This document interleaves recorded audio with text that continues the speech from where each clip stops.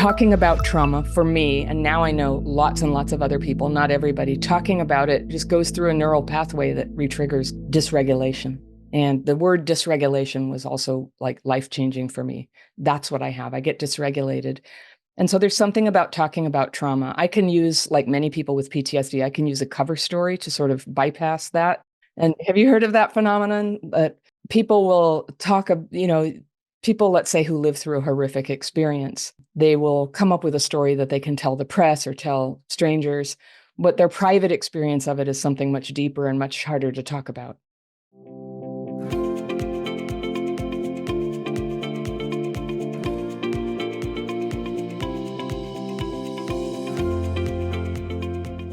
Okay, Anna, welcome to the show. It's great to be speaking with you. Nice speaking with you, Niall. Okay, so to get started, can you maybe tell us about your origin story? And you went through three very, very difficult experiences in your younger years. Could you maybe start by telling us about those? I think I'm not the only person who had a trauma storm. And what can happen, I think, in our lives is you have childhood trauma, but you're kind of holding it together. And then one day, too many bad things happen all at once and everything gets out. And that's what happened to me. I had had my heart broken by somebody, and that had happened some months before, but I was still really in a depression about it and struggling. My mother had cancer at the time, and she was at the very end stage of it. And my mother was an alcoholic, and we had a difficult relationship, as you'd expect. And at the time, I was 30 years old, and I really thought that somehow before she died, I was going to get an apology or an acknowledgement. And it didn't come, and she wasn't really emotionally available to deal with our goodbye. That was really painful to me. And right as this was going on, randomly, I got attacked on the street by four strangers, beaten unconscious. My God. It was a lot. Yeah. And so I know now I had PTSD. That experience gave me PTSD. And I now know that that can sort of let the cat out of the bag when you have underlying complex PTSD. Now, this was 30 years ago. There were no words for this. And even the PTSD, my doctor didn't call it that. I went to therapy 3 times a week, and it wasn't treated as such.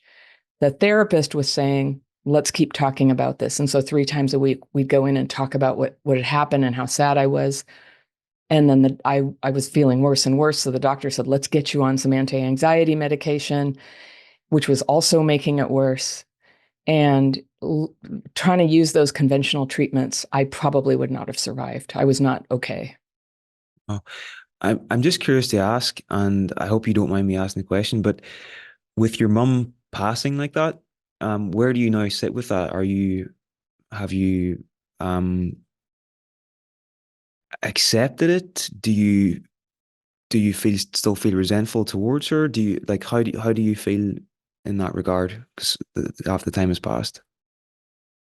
Well, I think I'm a living example that shows that even if the person who neglected you, and she would get drunk and say, I wish I never had you. She would just run away with some boyfriend for a month at a time, and we didn't know. She gave me attachment wounds, and it affected me, no doubt. But because she never acknowledged it, and it's been 30 years, and all my healing started after that point, I know that our healing does not absolutely depend on somebody else coming around like that. And for a lot of people that I've gotten to know in life, even when a parent does apologize, there's a certain amount of damage that was already done. There's a neurological injury that's happened. There's no matter what they do. And so I really look at healing from trauma as something that we do in ourselves in present time with the situation we've got. And I know that healing is possible without a parent figure coming through for you at last. You lose that.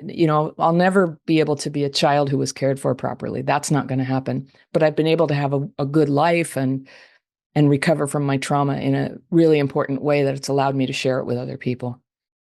For sure, for sure. Well, something that's come up a few times during this summit is that, these things are often intergenerational. And I don't know your mother's situation, but I'm sure there were things that she went through at a young age that maybe drove some of her issues. I don't know, it's probably not the place to go there. But what's really amazing about what you've done is that you've essentially broken a cycle there that's not going to be passed on to the next generation. And because you've healed those internal wounds, you're now helping probably up to around 1 million people or so with what you're putting out there into the world. So I think there's so much power into just doing your own healing and doing your own work, and you're a living example of that, you know. So that's fantastic. Um, so you mentioned there that talk therapy didn't actually it actually made your symptoms worse. So why do you think that talk therapy doesn't always work for childhood trauma? Like, why do you think that might be the case? Well, I've learned more about it, and I've certainly, the thing that opened my mind, I learned some healing techniques that were helping me, even though I didn't know what was wrong with me or what it was treating. I just knew I felt better. I learned that 30 years ago. And then 10 years ago, Bessel van der Kolk's book came out, The Body Keeps the Score. And I literally like shrieked from the bedroom where I was reading the book. I'm like to my husband, come here, I know what it is. It was life changing. There was a name for it. It's a thing. I'm not crazy. Yeah. Yeah. But I think that talking about trauma for me, and now I know lots and lots of other people, not everybody, talking about it just goes through a neural pathway that retriggers dysregulation. And the word dysregulation was also like life changing for me. That's what I have. I get dysregulated. And so there's something about talking about trauma. I can use, like many people with PTSD, I can use a cover story to sort of bypass that. And have you heard of that phenomenon?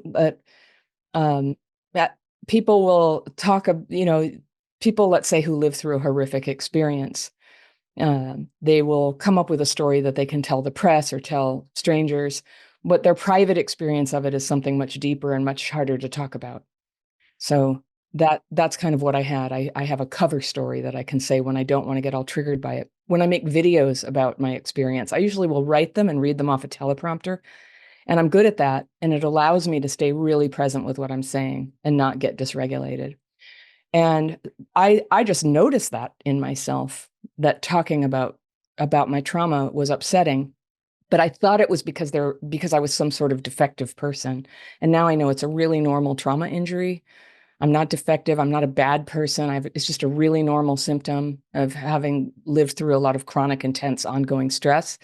And and that explains why talking to my therapist about it would make me feel worse, not better. And she didn't know that. I've had 11 therapists back in those days. I was always in therapy, and they were good and educated and kind and compassionate. And they were using state of the art, philosophy of how to do this. But what wasn't included then was complex PTSD and dysregulation.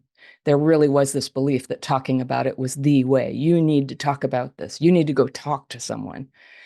And what I really needed was a way to deal with my dysregulation so that I could feel at ease. And once you're regulated and your mind is back online with you and you're kind of back in your body, you can avail yourself of all kinds of therapeutic techniques depending on what you want to try. So my whole world cracked open when I learned how to re-regulate. Amazing. It just seems like common sense to me that if you are, say you've been through a really traumatic experience and you are continuously focusing on that in a therapy session and you're continuously talking about it, that traumatic memory exists as a neural network in your mind, and you're essentially bringing attention to it, and you're making it stronger and stronger each time that you're bringing attention to it. So there's be something to be said about maybe just not doing that and maybe directing that attention elsewhere, that just We know that now. We know that now, but it really was. I think it comes from Freud, and it was really like the way back then. And if you were having a hard time, I used to go in and say, when I leave here, and I was almost afraid to tell my therapist. I was afraid she was going to like get me locked up or something, that I was a danger to myself, which I was more than I was letting on, even because I was afraid of getting locked up. But I'd say, when I leave here, I'm shaking. I can't feel my hands. I sit in my car for 45 minutes and cry. I don't dare drive. And she go, well, yeah, you're dealing with a lot of hard stuff. It's going to feel worse before it gets better. And you're processing, but I wasn't processing. Like, processing means you're taking those charged memories and allowing them to turn into memories, just memories. For me, they were all charged and full of adrenaline. And so talking about them again and again. Yeah, it nearly killed me. I can literally say it nearly killed me. And I'm not resentful at her. And I'm not resentful at my mom, even. You had asked me about that. How do I feel about her? I just, sometimes I have dreams about her. She's been dead for 30 years, but I'll have a dream where I feel like I see her, but there's never been a dream where she was ever like happy to see me. She sort of looks over her shoulder and then keeps going. And I feel like a little punch in the gut about that when I dream about that. And so that's how I feel about it. But a lot of people say to me now, and I have children, and I have a niece and her friend visiting me now. I'm such a mother, and a lot of people say I'm the mother they never had, or the aunt. And once somebody said you're the grandmother I never had, and I was like, well, hold on, I'm not that old. I guess it's biologically possible, but it's not the case. But so that I think we can have a lot of healing by having those relationships, those nurturing relationships on either side of them. And it has been very healing for me. My life is very connected and full of love now in a way that it's never been. Amazing, amazing. So, can you maybe just tell us what exactly is childhood PTSD? What is this, and what was it like the day you discovered that you had it? And the last thing, three-part question: why is it not recognized by the DSM yet? I can't speak for the professionals. I'm somebody, I'm a lay person. I've been teaching people for 30 years. I first did it through a 12-step program for families of alcoholics, sponsored hundreds of women. So I don't know. The DSM, I guess I'm a little indifferent to it. I feel like they have other considerations that don't really concern me. I'm not really worried about, I have had a therapist say, I think you have complex PTSD. So I say childhood PTSD often because people know what that is. It's just kind of intuitively meaningful to everybody. Not everybody knows what complex PTSD is. And complex PTSD, the kind of PTSD that comes from chronic ongoing exposure to intense stress, is often, maybe usually from childhood, but not always. You could develop as an adult, maybe in an abusive relationship or living through a war.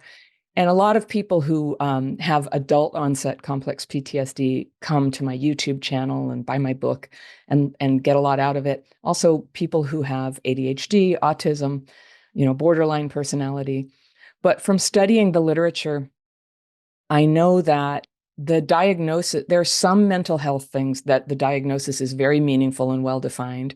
And there are others that it just isn't. And especially when it gets to the layer of how it's treated, there really is, I really looked into this in writing my book. Like, it's not in the manual here. A lot of people know about it. You can say you're trauma informed, whether you have, been teaching about trauma all your career and in a university, or whether you went to one workshop. You can use that word. So I don't think that word is meaningful yet. And when it comes to treatment, there's no consistent pattern of the recognition of the symptoms or the treatment, and especially when you go around the world.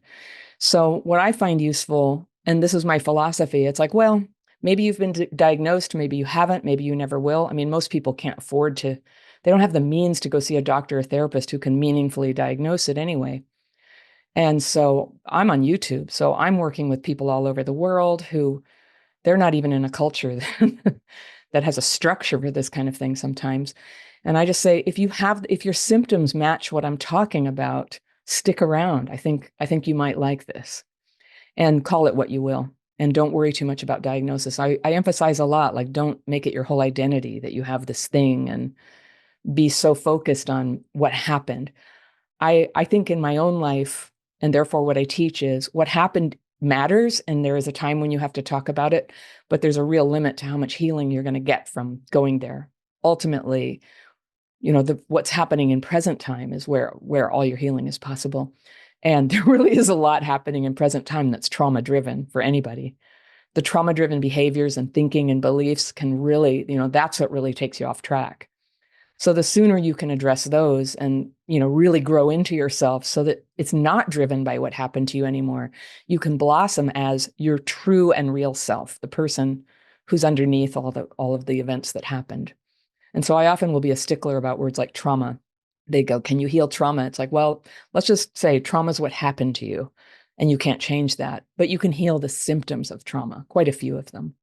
Mm, okay. I really like that. And you mentioned their symptoms. If you had, I know there's quite a few different ones, but if you had to narrow it down to like the most the most core symptoms of childhood PTSD, what would you say they are? I know there's probably a big range, but Yeah. Well, there's ones that I think the culture has recognized for a long time, which is like depression, anxiety, problems in relationships, propensity towards addiction. Those are well known.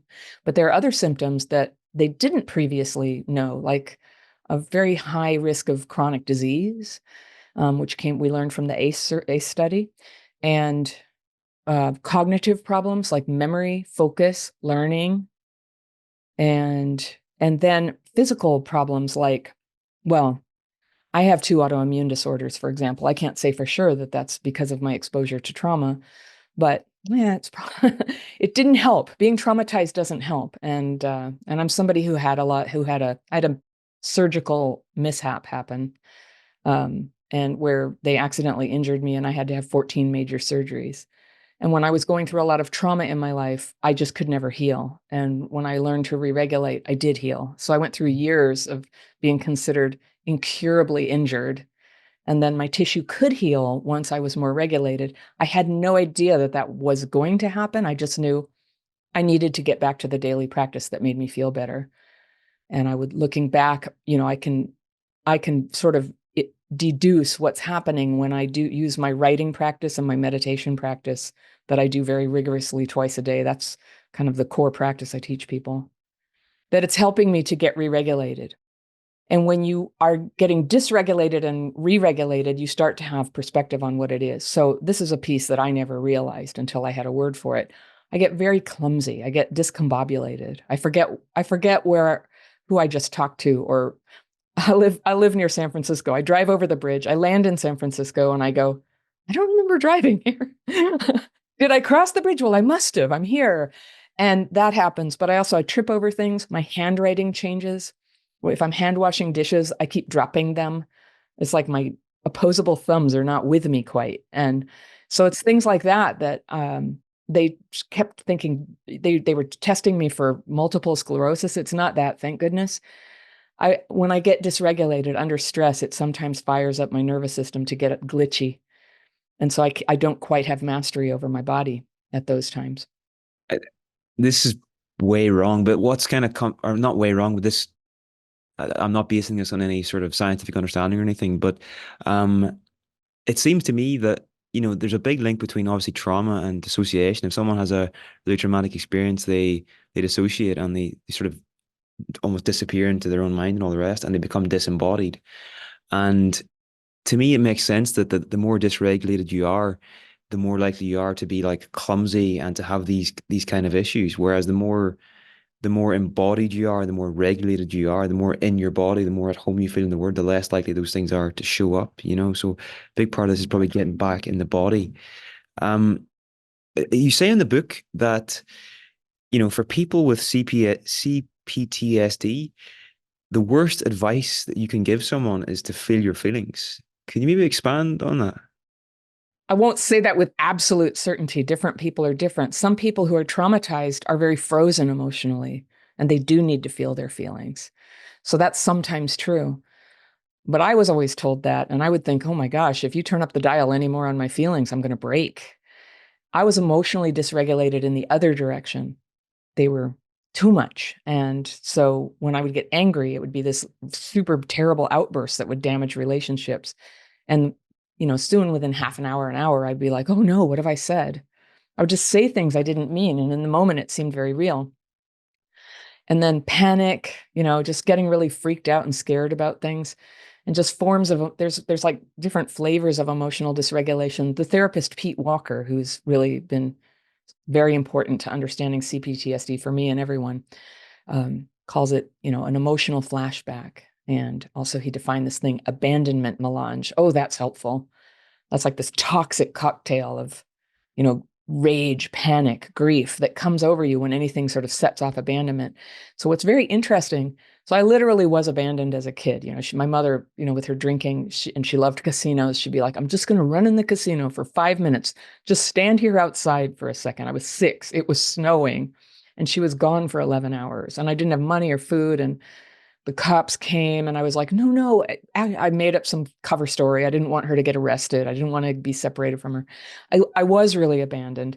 And, it shows up sometimes. So I used to, because of my attachment wound, I would attach too quickly to people. And so I would end up in these ridiculous relationships with people I didn't even like, but I would attach way too quickly.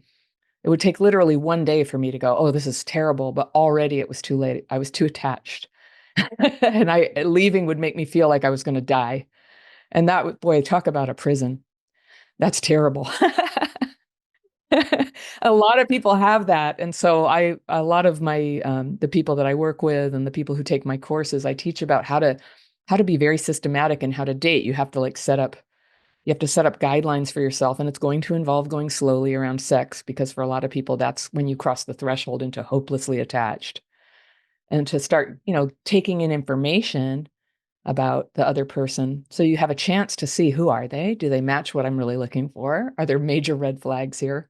I mean, I would just get walloped and sideswiped, like, what? I had no idea who they were.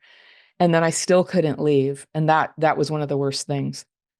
And so having a technique where you can comfort yourself and get re-regulated, that, and having a community of people who get it and who are really on your side about trying to stick to your guidelines that you've set for yourself. I'm not going to date somebody like that, or I'm not going to eat that kind of food anymore, or yeah, it's what works. It's what works. And it was very difficult for me when I was dependent on one appointment once a week with an expert. And they would say things like, you're just trying to recreate your childhood. There were things like that they used to psychologize these symptoms. But I promise you, I was never trying to recreate my childhood. I just was drawn, my mind would go kind of blank around important things. And then my attachment problem would take over. Yeah. So you mentioned in the notes you sent over before this conversation, I'm going to read out a quote that sort of builds upon what you've just said. I think it's summarized it really well. But you said, for people with early trauma, attachment wounds can drive them to attach too quickly to unavailable people, and abandonment wounds can keep them from leaving even when they want to leave. People with childhood PTSD often spend years in painful relationships because of this. And then you also mentioned this broken red flag detector as well. That was the case for you? Like, you just couldn't spot the red flags, and that got you into loads of trouble? Yeah. Twice I ended up in relationships with guys where I didn't know it, but they were using heroin every day. I know it sounds crazy. And I have a master's degree from a prestigious university. I'm not stupid, but you can really pull the wool over my eyes. And I understand it now as sort of a neurological reaction to stressful things. I probably saw the signs and immediately like blanked out on it. I think denial is a physical thing that happens. And in terms of actually breaking the cycle and, stepping out of this, you're recommending communities a huge element. And there was something else you mentioned there as well. What was the other thing? Tools. You need tools to feel relief. You need emotional relief very quickly. The idea that this is going to get worse before it gets better is not a good thing when you're in acute trauma. Acute trauma is unbearable. That's how, I mean, people are dying. It's life and death.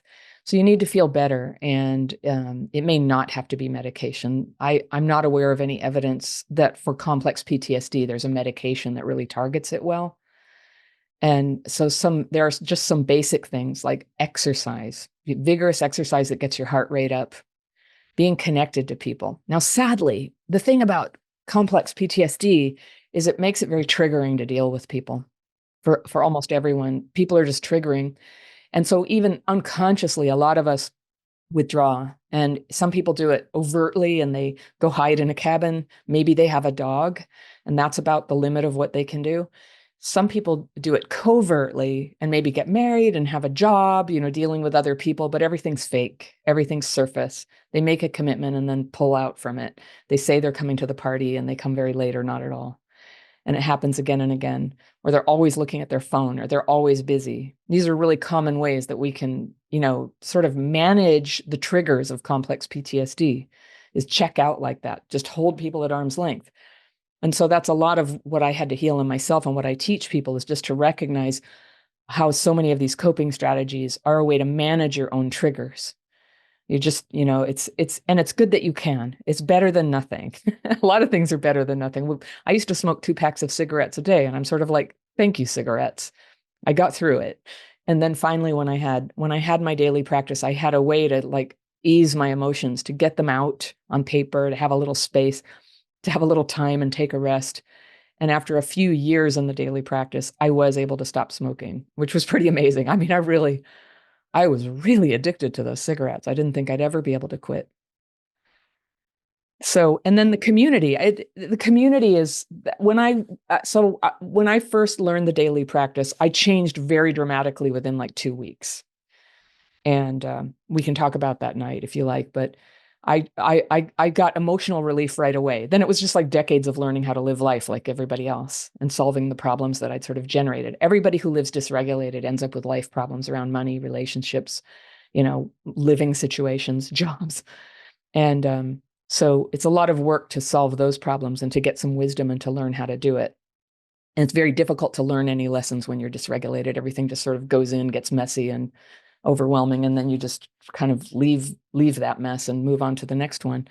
So it's a very disabling problem. So getting re-regulated, I was able to get going. So I was in the 12-step program for families of alcoholics, and I certainly qualified. I always kind of knew there was something extra that was going on with me, which I now know is complex PTSD. A lot of people have that. But but once I had a place where I could go every day if I wanted to, where there were people and I would have a chance to sit in a circle with them and they would talk and I would talk. And afterwards we'd give some hugs and have a cup of tea perhaps and, make a couple friends there. I mean, that was life changing for me. The problem of life is it's very lonely. And when you have trouble connecting with people, loneliness, I mean, when I thought about it, like everything regrettable that I've ever done, I did out of loneliness. And so having people in your life and being able to learn from them and get socialized by hanging out with them is precious. And I've come to believe sometimes we need to withdraw from people in order to go within. And that's solitude. That's productive solitude. That's beautiful. That's a good thing to learn too. But isolation is this other thing. It's brutal. It got much worse during the pandemic. Half the people in my audience were like, I loved lockdown. It was great. I could finally just like relax. And a lot of other people, they still haven't recovered from having their social ties broken. And as we know, and so that's a lot of what trauma healing is learning how to deal with people at all. And what I've found is helpful for people with trauma is to hang out with people, but in little doses, to titrate it, as they say in medicine, a little at a time, then come back, get re-regulated a little at a time. Because so often, you could go watch like personal development videos on YouTube and they're like, go make a list of the 10 things you must do right now and go do them right now. And if you have CPTSD, you're like, yeah, I'm going to do it. And you write it down and you like walk out the door and then you just like collapse and freeze and go, I'm never going to deal with people again. That's what happens inside. So it's a little at a time. And so like in I have an online community where we have really strong rules. You don't give unsolicited advice. We don't talk about politics or world affairs. And we don't vent. And so people share with each other on Facebook, and we have these peer-led calls and things with people who have been trained by us. And they do the daily practice together, and then they have a little chit chat afterwards. And they're encouraged not to just talk about all the terrible things in their day, but follow a more constructive pattern to say, I was having this problem today, and I was thinking about this principle that I believe is helpful, or this tool that we use in this program, and I applied it. And then this is what changed for me. Or does anybody know a way that I can do that wouldn't be so triggering? Or, I'm going home for Christmas. What should I do? Should I go? Can I call you guys when I get there? And so having a community starts to give you a lifeline to stay embodied and to stay in your mind too, remembering who you really are. There's a funny way that going back to the people who hurt you kind of regresses you and dissociates you from present time, and you can get quite lost in it.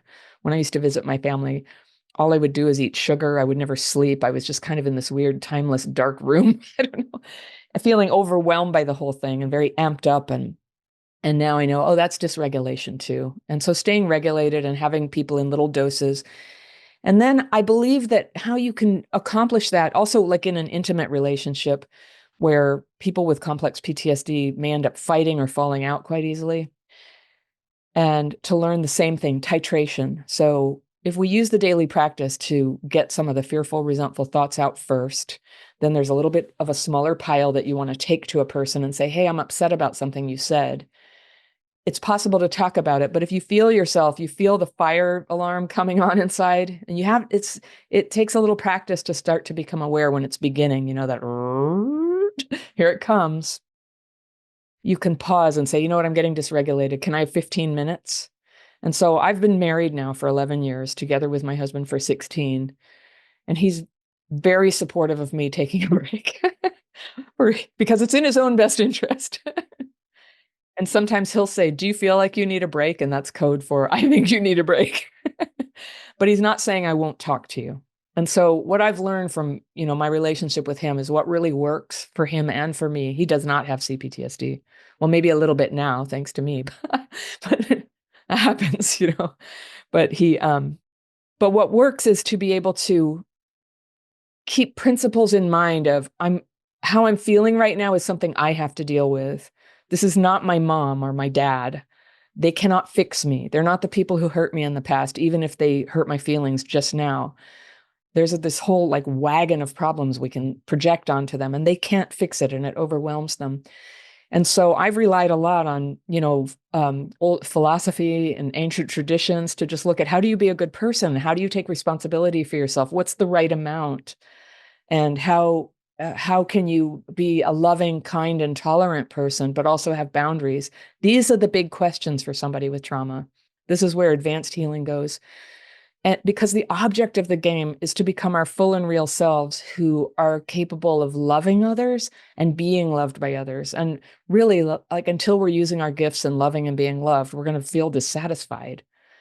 So it's not enough just to feel a little bit better. We're trying to really come into our full spectrum of colors within, and love is a big part of that. So learning to be a loving person without getting walked on is that's the PhD program.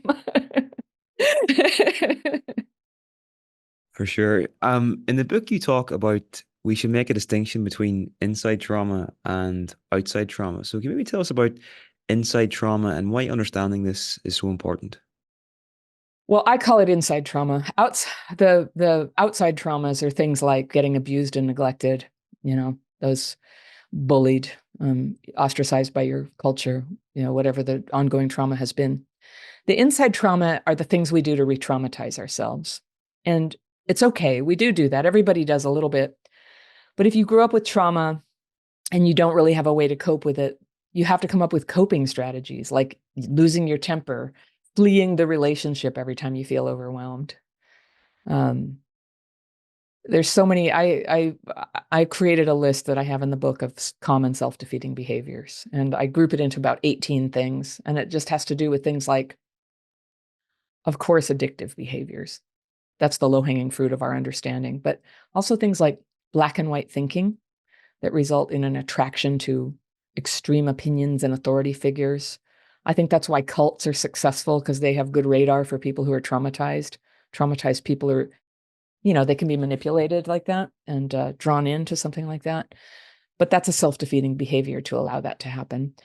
Abuse of sexuality is one of, it's just sort of flying out all over indiscriminately and causing pain in your life and problems for other people. It's problems around money. One big one for people is under-earning for people who had trauma. Part of that is how we grew up for many people. Part of it is completely stressing out around asking for something, trying for something, or the thought of having to follow through on something consistently, which is going to be required usually for getting paid well for something. You'd have to be very reliable. And that just even the thought of it is just, it just kind of makes you go unconscious. So, but nonetheless, they're behaviors. We can look at the trauma-driven roots of these behaviors, but they are behaviors and nobody's going to come fix them for us. And so this is where, when I was trying to get help before I had my daily practice and I was going to a therapist, I was self-destructing in a few important ways, not every way, but I was lashing out at work. I was saying very hostile things at work, I was about this close to getting fired. And I was carrying all this emotional attachment to somebody who didn't want to be with me anymore. And I really needed help getting past that. But instead, I was getting assisted to think about it and talk about it all the time and dwell on it for like years. And, um, and so what was great, this 23-year-old woman who showed me this daily practice one night when I was kind of at the end of my rope, she sort of confronted me about my behaviors. And she's like, yeah, you can't do that anymore. If you just like keep an emotional attachment to somebody who doesn't want you, you're just hurting yourself and you have to stop. And nobody had ever said that. You have to stop. And I was like, you can't say that. And she's like, but I'm saying it. You have to stop. And just being told that was actually so helpful to me. And so I think there's this weird way we tippy toe around some things. I help a lot of people who have this, like, it's called limerence. It's being obsessed with somebody that you can't have, and to a point that it's like an addiction and it's taking your life down. And it occupies your thoughts all the time. You start having magical thinking, and people go, "What can I do about it?" And I'm like, "No contact with that person, and you have to discipline yourself when you notice you're thinking about them. Stop. Go have a go-to thought. Do not talk about them. Stop talking about them." And people are like, we're so conditioned that you're not supposed to do that. That's suppressive. You can't suppress. And it's like, you can and you must. This goes nowhere, like just obsessing on somebody. It actually doesn't take you anywhere. And you can magicalize it all you want and go, well, it's all about like who you wish you were. It's like, no, it's not. It's just like it's a disorder. You got to stop. And I love it when somebody has a strong opinion on something and they're just like, not, it's not a gray area. It's you just got to stop. you just got to stop. So you've touched on it several times. I think we're finally ready to bring into the conversation here. But the practice, can you maybe take us through the origins? I think it came out of that conversation you had with, was it Rachel in the car Her that name is night? Rachel. Yeah. She's still my And friend. and the actual specifics, like how does this look in practice on a daily basis? Well, I met Rachel. We were in this improv group back in the day, and she had just joined the group, and she was not really like most people I'd ever met. She was very verbally free, which made her a great improviser. She was so funny. And she had all these tattoos, and she was very coarse. She had lived on the streets. And I was 30 and she was 23. And when you're that age, that's a big age difference. But she had this worldliness that was definitely like out of my league. She just kind of knew things. And she was a very happy person and full of excitement about each day, which was attractive about her. But she was also very spiritual, and she would talk very openly about God. And I lived in Berkeley, and that wasn't common. It wasn't common, and it was more common to really kind of ridicule people who believed in God in the crowd that I ran with then. And she would just say, "Oh yeah, I was a hopeless drunk. I was living on the streets in San Francisco. I couldn't stop drinking." She couldn't hold it down, so she had to get sober at 17. And she had gone to AA, and it did help her get sober, but she was really unhappy. And so a woman named Sylvia walked up to her one day and said, "Do you want to try this technique?" And showed her a way of working the 12 steps that involved sitting down right now and starting to write your fearful, resentful thoughts on paper, and then writing a prayer at the end about like, please remove these and show. And the gist of it is, show me who I'm meant to be and what I'm meant to do today. And she started doing that and she felt relief and she kept going with it. And they suggested she go and learn meditation. She went and learned transcendental meditation. And when she suggested that to me, I did too. People don't have to do that, but that's served me very well these last 30 years. And it sounds so simple, right? And it's funny because, different people in Alcoholics Anonymous work the steps in different ways or not at all, or kind of. But she was doing it every day, this practice twice a day. And it's very key. You do it twice a day. You can do it now and then, and it's helpful, but twice a day gives you this lift off where you're now like really letting yourself get these fearful, resentful thoughts on paper in the spirit of, I just don't want to be driven by these anymore. Maybe some of these are useful thoughts and feelings, maybe not. I don't have to know right now. I dump them on paper and I ask for them to be taken. Some people, when I teach it to people, because my program's very inclusive for any way that people believe in reality, you can release it yourself if that's how you'd like to do it. Now I always say, like, I'm terrible, I'm so tenacious, I can't really release my feelings very well. I need to ask. That's how I ended up believing in God. I didn't when I started, but it was so dramatic what happened to me. So I was skeptical when she told me, but she was teasing. She had this funny, lighthearted way of just teasing me. She's like, well, you're going to be dead tomorrow. So, what have you got to lose? And I was like, sure enough. And so I went ahead and tried this technique and started writing. And we stayed up all night talking about it. And she showed me how to do it. And I leave it intentionally vague. I teach it in detail in the book. And I want to emphasize to people, I would love for you to try this. Don't just try it off of this like hasty explanation of what it is, because there's ways that you could do it that could make you feel worse. Like just doing a litany of everything that pisses you off is not going to make you feel better. So there's a technique and a spirit to this. So she said, well, go write and then call me when you want to read what you wrote. And so later I called and read to her what I wrote. And I went home. I wrote and wrote. It was 5 a.m. or something, and I fell asleep, exhausted. And I woke up, and for the first time, and I didn't know how long, I just felt really nice. I think I wrote in the book, it felt delicious. I just was like, gosh, just like finally, this burden had come off of my mind and my heart. And I felt like this little bit of hope, like a little bit of hope is very noticeable when you had no hope, when you're hopeless. And it was a very good feeling. And I was still skeptical. I didn't think it would last. Nothing ever does. I was really cynical at that point. I'd been through a lot. And I read it to her and she was very understanding and she laughed with me and she'd go, I know we do that. And one of the things I said is, nobody wants to hear, this was not the first time I read to her, but later I would read to her. I just had all this like prickliness. I was a very prickly person. My meditation teacher called me a serrated knife. Later, he said, you used to be. But I was very prickly. And even though I was hopeless, this weird mix of like total devastation, but arrogance of like, you can't tell me what to do. No, I'm fine. I'm not broken. What are you saying? So it was hard to reach me, but there's something about the daily practice. There's like a power, a light in it that reaches you anyway, even though you have you sometimes and just gives you a hand. It helps you out. And that's what happened to me, despite myself, despite all my resistance and my arrogance and my hopelessness and cynicism about everything. It helped me. And so at that time, I had acute PTSD. I was told by the doctor I should take 3 months off of work. My work said, no way, you can't keep your job. You have to come back to work. So I had to go back to work, and where I was about to get fired for mouthing off. And very dramatically, within 2 weeks, I could concentrate again. I could manage my I still had emotional reactions, but they didn't automatically come out of my mouth. And I was able to pay attention, and we used to have these business meetings every week, team meetings for an hour sitting in a conference room.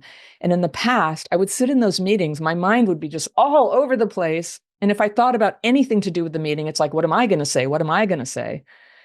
This time I just sat for 55 minutes and I heard what everybody said and I was synthesizing what they were saying. And then at the end, I was like, well, given what everybody said, I think da, da, da. And everybody was just like, what? What did she? All of a sudden, oh, Anna has shown up. Anna's in the house.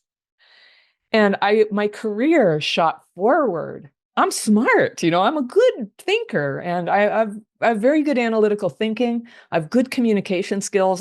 All of that was lost to me. That was a pain in the butt to have on the team when I was dysregulated all the time. And I never advanced then. So things got so much better once I learned how to re-regulate. And then my depression, the depression that was like at the very end of the road for me, the floor came up. It's not that I've never been depressed again or sad.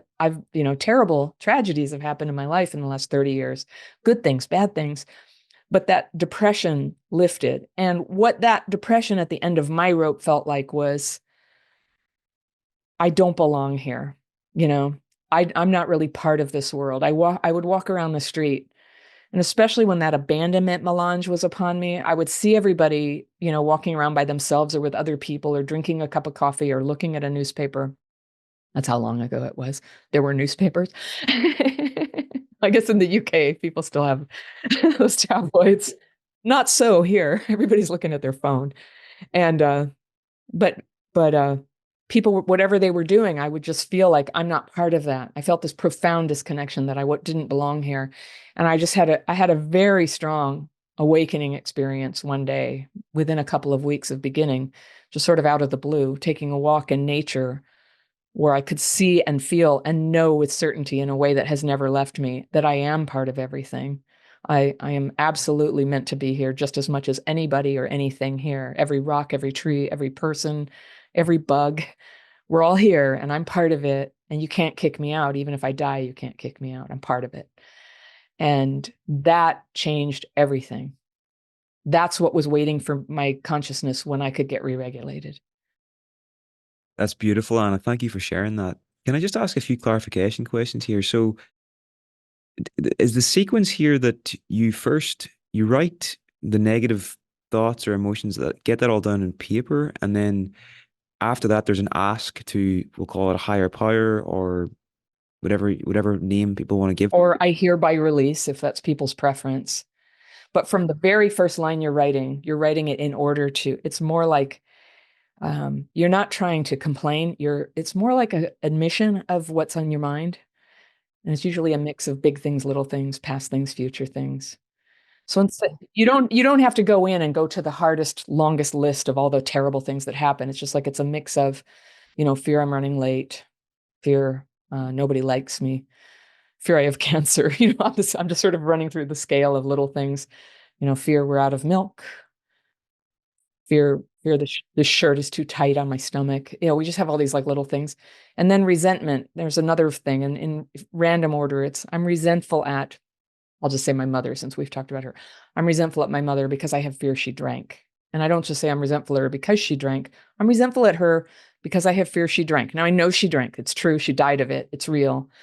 But the reason I'm still like caught in a mental loop and a whole loop on every level of my being is we're going to call that phenomenon resentment. I can't move on from this relationship to the experience. And so we get that on paper and we always say, because I have fear, and we're just taking all the negative things and lumping them into two categories, the angry category and the anxious category, really. And anger and anxiety are well known to be drivers of problems. And I really love the work of Dr. John Sarno with his Heal Your Back Pain and Mind Body Connection books.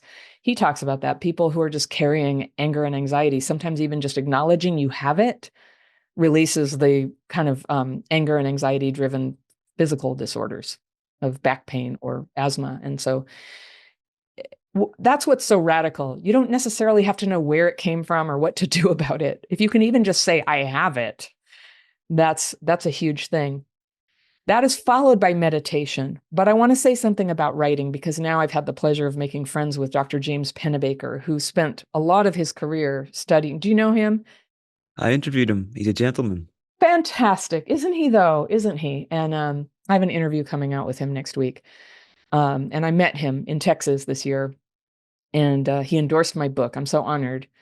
But as you know, but I'll say for everybody listening, he did a lot of work, and there are now 2,000 peer-reviewed studies on the therapeutic value of writing about difficult experiences.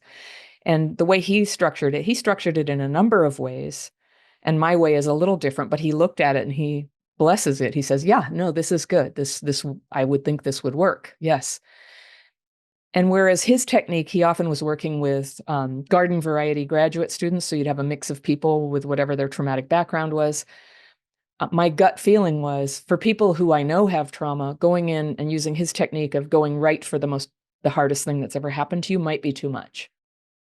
So we just take the top layer like a little gentle brush with an archaeologist. You're just whatever's troubling your mind right now. If you do this twice a day, you're going to get to everything. Your mind will sort of serve up and it's like, oh, and by the way, remember that lady when you were 5 and, that thing you saw on the street that time? And, things will eventually present themselves to you. And when you're doing this twice a day, it stops being a threat that these old memories come up. It can be like a good thing. They come up and they are giving you the opportunity to face and be rid of something that's troubled you for a long time.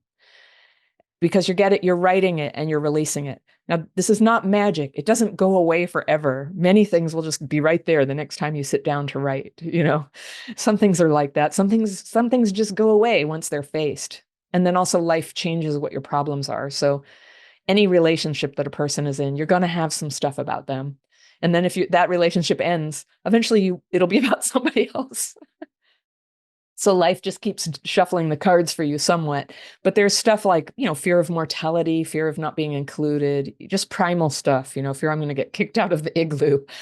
It's like a core fear. And I'll die alone. That's a core fear. And it will show up now and then. And we just keep putting it on paper. And I've had friends who have done this as they actually died and faced the fears as they came and found it helpful. And we're able to continue helping other people with it too, to the very end. I have students who use it they're like hospice nurses and they show it to dying people. I have people who show it to children. We taught my own kids when they were 7 or so how to do it. And one of them still does it into adulthood. And anybody can use it. People who are developmentally disabled or for whatever reason can't write, they can drag their finger or they can give dictation to express what are these fearful, resentful thoughts that are going on. And then reading to another person is the next level. And it doesn't have to be done that way, but it can be very helpful, but only if the person also does this and understands the spirit. So you can say, I have fear I'm an idiot. And you don't get people who jump in and go, no, you're not. Let me point out all the ways you're not an idiot. That's not what the person listening to you needs to do. They just have to be like, yep, thank you. Thank you for reading that. Yeah, I know the feeling. Because we already understand together. We're just surrendering these ideas. They may be true, they may be false. The truth can kind of come to us gently now. The reality of the world and ourselves gradually appears when you're clearing this stuff off. I like metaphors, visual metaphors, and you could think of it like wet leaves on the windshield of your car. And you can't drive when they're there, and you need to push them off. And you don't need to know what species they are. You don't need to put them in a catalog. You don't need to separate each one individually. You just push them in the street and drive. And that's what your fears and resentments are. Your mind will take care of it because some fears will come back and haunt you. You'll release them, and a few of them they get distilled and they come back and remind you, no, you really do need to pay the bills today. You had fear about that, but yes, you do. So with less of this noise, that's having CPTSD, it's very noisy, and the noise settles down somewhat. You have an hour or 2 or 3 or 8 of a clearer mind, and you're able to proceed with your life before it comes back on you. Now, I've done it 30 years. It still comes on me, but nowhere near like it used to. It's better. It's easier.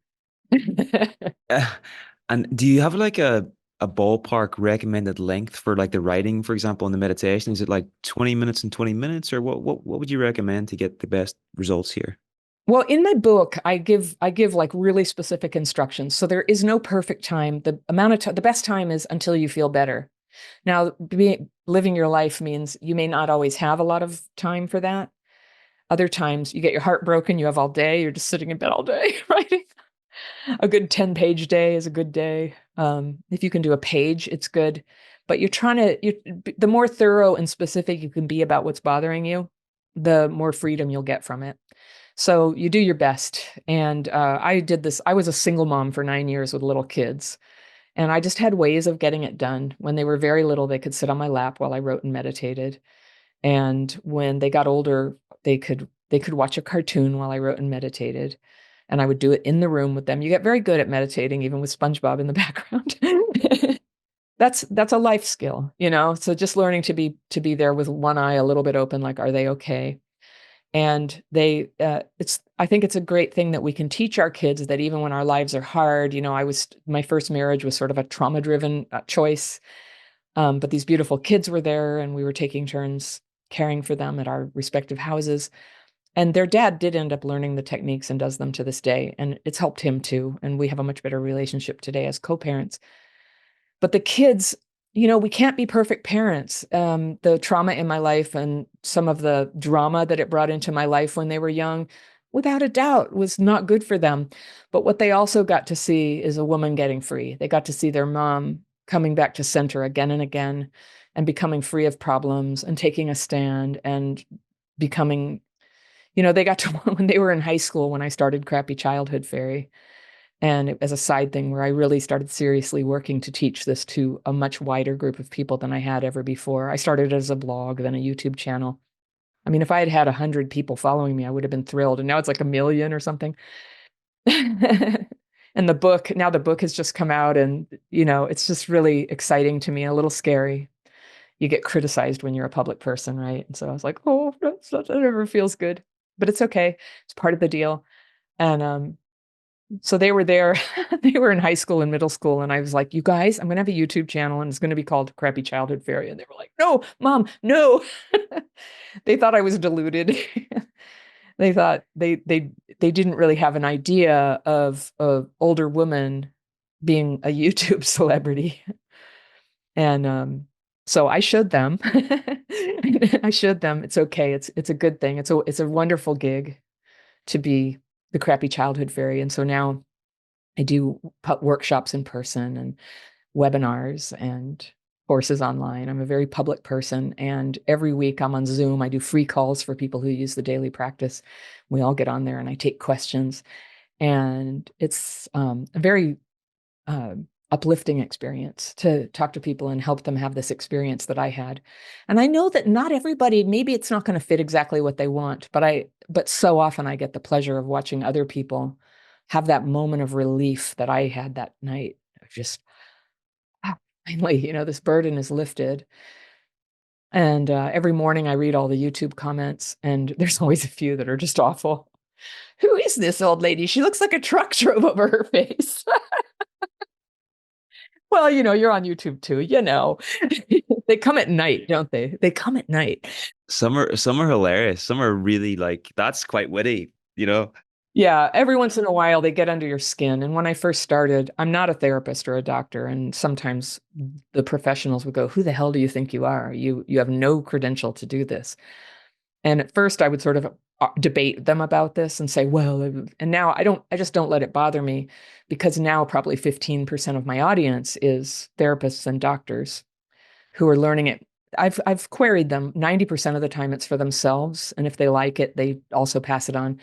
Most of them do also refer their clients to it. So a lot of the people who come to me say, "My therapist referred me," and that really makes me feel great that the whole world is shifting like this. We're all on board, with this shift towards what's going to work better for trauma, and that it's okay for somebody who's experienced trauma to be teaching it. And then I it's now official. The Royal College of Psychiatry has adopted some of my content as part of their online training for psychiatrists in the UK and Australia and Wales, and to teach trauma-informed care from, they're trying to show them this is what a person with CPTSD feels like when you talk to them in the wrong way. That's me. It's amazing that this is happening, Anna. And really, the essence of what you've done is you're just saying, like, look, this is what's worked for me, and I'm just sharing that, and you can't fault anybody for doing that because you're speaking your truth, and that's the realest thing in the world, So, um, this has been such an interesting conversation, and I really enjoyed your book. And I was listening to it, like, there's a couple of people I know that have been through really difficult things. I just thought, I'm going to send this book to them because I know it's going to help them, So I really recommend people pick up the book. And where can they find you online? What's your YouTube handle? Where can they find you on there as well? My website and my YouTube channel are each called Crappy Childhood Fairy. And yeah, I know it's a silly name, but it works. And I think it reflects a little bit that we do have some fun, even though we're dealing with the worst thing that ever happened. And yeah, there's a lot of camaraderie and love there. It's a lovely movement, Crappy Childhood Fairy, and the book is called Re-Regulated. Yeah, well, I have it in audio and I can definitely recommend it. But anyway, Anna, it's been an absolute delight, and I want to wish you the best going forward with all you're doing and the impact you're having. Yeah, I really appreciate what you're doing, distilling the best knowledge about trauma and attachment and bringing in these incredible high level people. I'm so honored to be in the same program as them, and you're doing a great job. Thank you, Anna.